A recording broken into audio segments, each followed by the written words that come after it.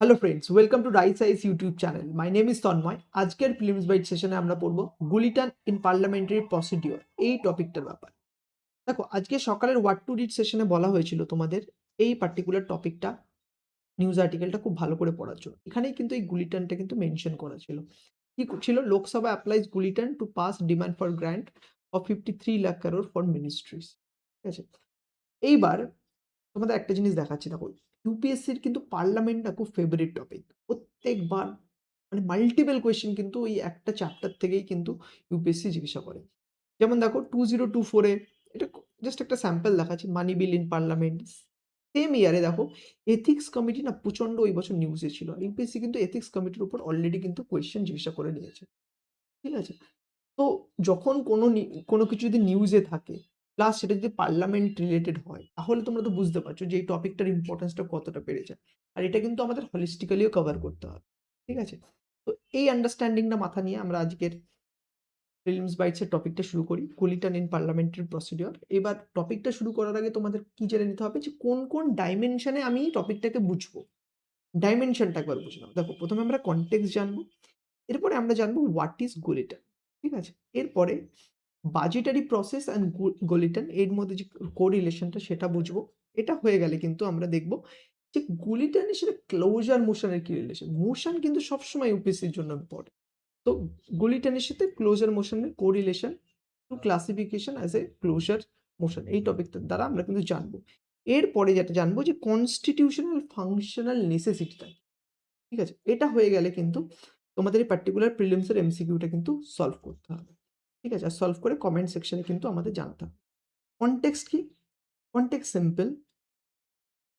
আমাদের একটা নির্দিষ্ট টাইমের মধ্যে কিন্তু যে ইউনিয়ন বাজেটের ডিমান্ড ফর গ্র্যান্ট আছে সেটা পাস করতে হয়। এইবার এই ক্ষেত্রে কি হয়েছে যে এই ডিমান্ড ফর গ্র্যান্টের অনেক ক্লজ কিন্তু ডিসকাস করা এখনো পর্যন্ত হয়ে ওঠেনি, কিন্তু একটা ডেডলাইন আছে পাস করার, এর মধ্যে তো করতেই হবে। তো যে ক্লজগুলো ডেডলাইন মানে যে ক্লজগুলো ডিসকাস করা হয়নি, গুলিটান অ্যাপ্লাই করে সেই ক্লজগুলোও কিন্তু পাস করে দেওয়া হয়েছে। এইবার কিভাবে এই জিনিসটা হচ্ছে পুরো আমরা পরবর্তীকালে দেখব। বাট কনটেক্সটটা বুঝতে পেরেছো যে লোকসভার স্পিকার কিন্তু এই গুলিটানটা অ্যাপ্লাই করেছে, আর এই ডিমান্ড ফর গ্র্যান্ট ইউনিয়ন বাজেটের যেটা আছে সেটা কিন্তু পাস করেছে। ঠিক আছে, আর এই যে তোমরা তাহলে একটু জিজ্ঞাসা করতে পারো, এই যে এতগুলো ক্লজ আছে, ফর এক্সাম্পল ধরো, এক্সাম্পল 100টা ক্লজ আছে, 50টা ক্লজ ডিসকাস হয়েছে, 50টা হয়নি। তাহলে 50টা ক্লজ ডিসকাস হয়নি কেন? ঠিক আছে, এটা ধরো যদি জিজ্ঞাসা করতে পারো, তাহলে তোমরা বারবার দেখো যে frequent disruption in the house, Lok Sabha কিন্তু বারবার হতে থাকে না? অপোজিশন প্রোটেস্ট করছে, মানে কোনো প্রবলেম হচ্ছে, কিন্তু ডিসরাপশন কিন্তু একটা কন্টিনিউয়াস টার্ম, যেটা তোমরা দেখতে পাচ্ছ যে নিউজে কিন্তু বারবার এটা আসছে। এর ফলে কি হয় যে টাইমের যে অ্যাভেলেবিলিটি সেটা কি হয়? সেটা কমে যায়। এর ফলে ডিটেইল ডিসকাশন পসিবল হয়ে ওঠে না। আর লাস্টে যে আমাদের কি করতে হচ্ছে না, বুলেটিন করতে হচ্ছে। এবার এটা আমরা জানি, তাহলে what is bulletin? Bulletin means simple. ঠিক আছে, bunch together and fast track the passage of financial business or clause of the bill. যেটা বললাম, এই ধরো একটা বিল আছে, এই বিলে আরেকবার বুঝে নাও জিনিসটা, 100টা ক্লজ আছে। এক্সাম্পল, ক্লজটার মধ্যে ধরো 50টা ক্লজ ডিসকাস করা হয়েছে, 50টা ক্লজ ডিসকাস করা হয়নি। এই সব ক্লজগুলোকে কিন্তু একত্রিত করে গ্লুইটনের মাধ্যমে কিন্তু পাস করে দেওয়া হয়। যে জেনারেলি কি হওয়ার কথা, যে 50টা ক্লজই পাস হয়েছে, যেহেতু 50টা ডিসকাস হয়েছে, 50টা তো ডিসকাস হয়নি, তো পাস করার পর মানে জেনারেলি তো না হওয়ার কথা, কিন্তু বুলেটিনের সাহায্যে সবগুলোকে বাঞ্চ টুগেদার করে একসাথে পাস করে দেওয়া হয়। বোঝা গেল? That is bulletin. আর বাজেটারি প্রসেসে কেন বুলেটিন ইউজ করা হয়? দেখো, প্রথমে তো বাজেটারি প্রসেস না, তোমরা পড়েছো তোমাদের বেসিক পলিটি টেক্সট বুকে, যেটা একটা প্রপার প্রসেসের মধ্যে দিয়ে কিন্তু বাজেটারি প্রসেসটা যায়। যেমন ধরো বাজেট প্রেজেন্ট হবে, তারপরে হাউসে প্রেজেন্ট করার পর হাউস কিছুদিনের জন্য রিসেস হবে, তারপরে যে ডিমান্ড ফর গ্র্যান্টটা আছে সেটা কি হবে, সেটা প্রত্যেকটা ডিপার্টমেন্টাল স্ট্যান্ডিং কমিটির কাছে যাবে, সেটার উপর ডিসকাশন হবে, তারপরে হাউসের আবার রিঅ্যাসেম্বল হবে। আর সেখানে দাঁড়িয়ে বিজনেস অ্যাডভাইজারি কমিটি কিন্তু এই ধরো প্রত্যেকটা মিনিস্ট্রির সাথে কিন্তু একদম ভালোভাবে ডিসকাশন করবে ডিমান্ড ফর গ্র্যান্টের উপর।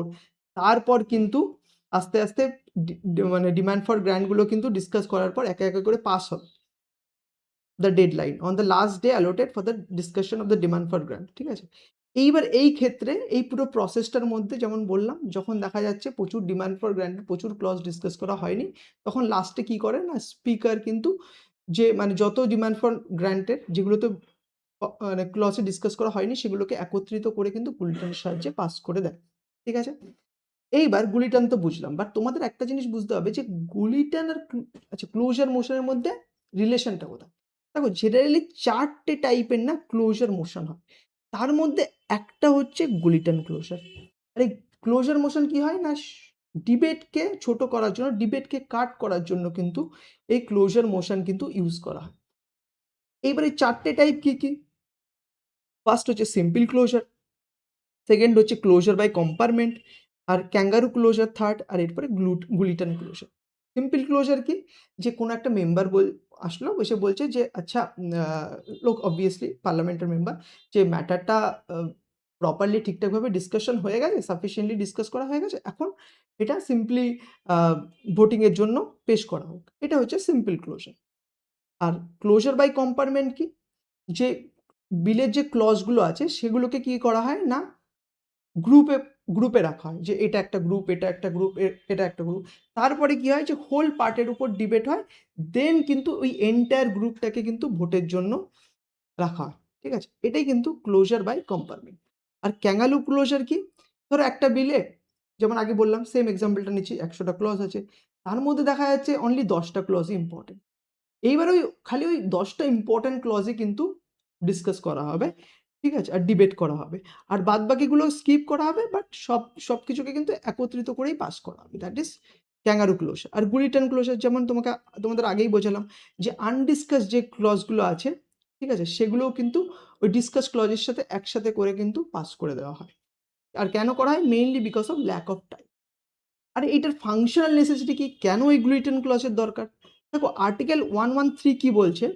যে লোকসভা কোনো এক্সপেন্ডিচার করতে গেলে মানে সরি ইউনিয়ন গভর্নমেন্ট যখনই কোনো এক্সপেন্ডিচার করতে হবে সেটা কিন্তু এই consolidate fund of India mandate that any expenditure from consolidate মানে union government consolidate fund of India থেকে যখন কোনো এক্সপেন্ডিচার করবে সেটা কিন্তু এই লোকসভা দ্বারা কিন্তু অ্যাপ্রুভড হতে হবে। আর এই লোকসভা কিভাবে অ্যাপ্রুভ করে সেটা কিন্তু এই ডিমান্ড ফর গ্র্যান্টসের দ্বারা।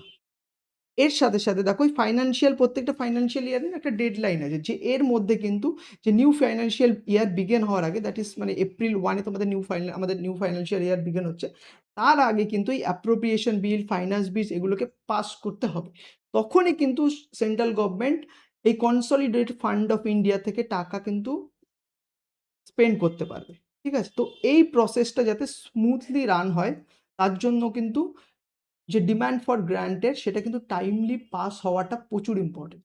আর এই কনটেক্সটেই কিন্তু যাতে ঠিক টাইমেই ডিমান্ড ফর গ্র্যান্ট পাস হয়ে যায় তার জন্যই কিন্তু লোকসভাতে এই গুলিটান অ্যাপ্লাই করা হয়েছে। বোঝা গেল? গুলিটান কোন কারণে হয়েছে, এর সাথে ক্লোজার মোশনের কি রিলেশন, কোন কনটেক্সট, এভরিথিং ক্লিয়ার? এইবার প্রিলিমসের এমসিকিউটা সলভ করো। ঠিক আছে? স্ক্রিনটা পজ করো, সলভ করো। সলভ করে কমেন্ট সেকশনে যেয়ে আনসারটা জানাও। আর তোমরা যদি সেম আর্টিকেলটা বেঙ্গলি মিডিয়ামে পড়তে চাও তাহলে কি করো, রাইসআইএসের ওয়েবসাইটে চলে যাও, যে এটা ডাউনলোড করে তোমরা কিন্তু সেম আর্টিকেলটা বেঙ্গলি মিডিয়ামেও পড়তে পারো। ঠিক আছে? তো যে মিডিয়ামে কমফোর্টেবল সে মিডিয়ামে এটা পড়বে। আর এই পার্টিকুলার আর্টিকেল রিলেটেড তোমাদের যদি কোনো ডাউট থাকে কমেন্ট সেকশনে যে আমাদের জানাও, আমাদের টিম কিন্তু তোমাদের এই ডাউটটাকে কিন্তু রিজলভ করে দেবে। আশা করি আজকের ডিসকাশন বুঝতে পেরেছো। Thank you so much for attending this particular discussion and all the very best for your upcoming prelims exam. Thank you.